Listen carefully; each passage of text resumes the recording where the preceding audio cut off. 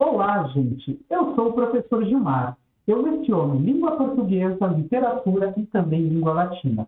Falaremos hoje sobre a habilidade M3MP52, que pode ser resumida no seguinte conceito: multiculturalismo. Multi, muitos. Cultura, todo o conjunto que caracteriza um povo. Então, multiculturalismo é a percepção de que há diferentes culturas dentro de um espaço, tranquilo? E como é que nós vamos fazer isso? Nós vamos utilizar o recurso da literatura comparada, da crítica comparada, a intertextualidade, ligando três diferentes conceitos de um mesmo pensamento, tranquilo? E que pensamento é esse que nós vamos utilizar na aula de hoje? Este aqui. Não existe pecado abaixo do Equador. Quem nunca ouviu essa frase? Essa frase fez muito sucesso, hein? O que significa isso? Que aqui no Brasil, abaixo da linha do Equador, nós temos o quê? Nós temos que pensar duas coisas, porque língua é poder, e língua também transmite o quê? Transmite um conjunto de forças que está presente dentro de uma sociedade. Quando fala abaixo, quer dizer que há alguém acima. E quem cunhou esse pensamento foi o eurocentrismo, ou seja, a Europa tomada como centro. E o pecado é o quê? Faz parte da moral cristã, que é característica da maioria das sociedades europeias. Só que isso aí parece positivo, mas nem sempre foi assim. Nós vamos ver por quê. E de onde veio esse pensamento? Não existiria pecado abaixo da linha do Equador.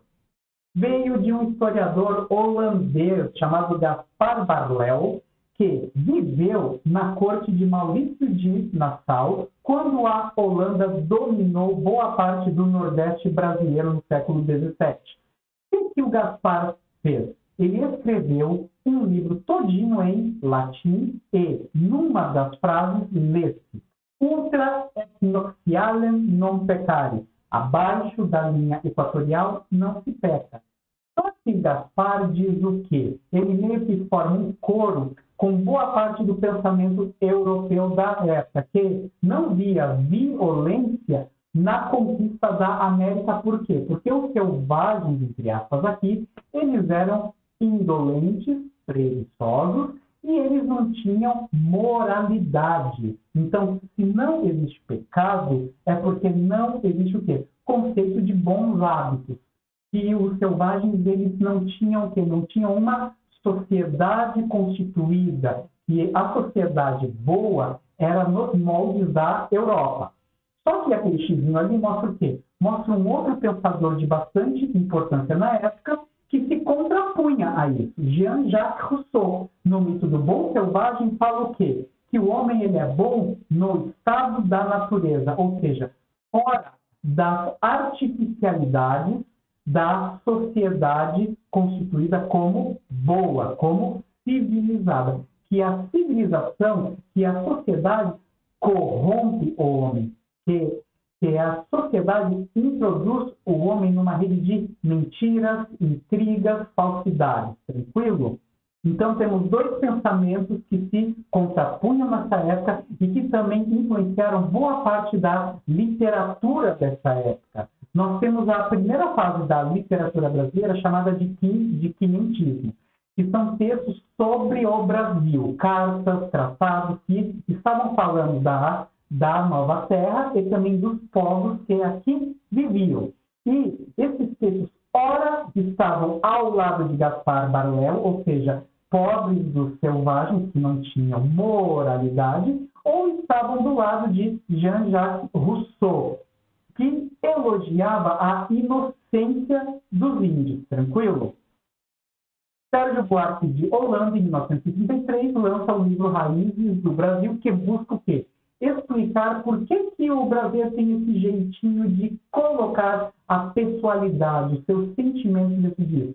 Então, Sérgio Buarque de Holanda está no time do Gaspar Borel, que vê o brasileiro como um povo avesso, que não gosta de regras, que não gosta de uma sociedade fortemente constituída em termos eurocêntricos.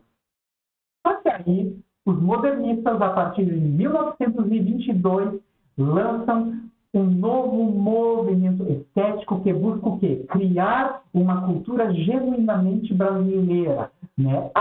Absorvendo aquilo que vinha de fora, mas adaptando tudo isso à nossa própria característica, à nossa própria índole. Isso faz parte o quê? De uma das características do modernismo, que foi a antropofagia, ou seja, devorar homem, aquilo que vem de fora, e transformando isso de acordo com a nossa índole, com o nosso teor cultural.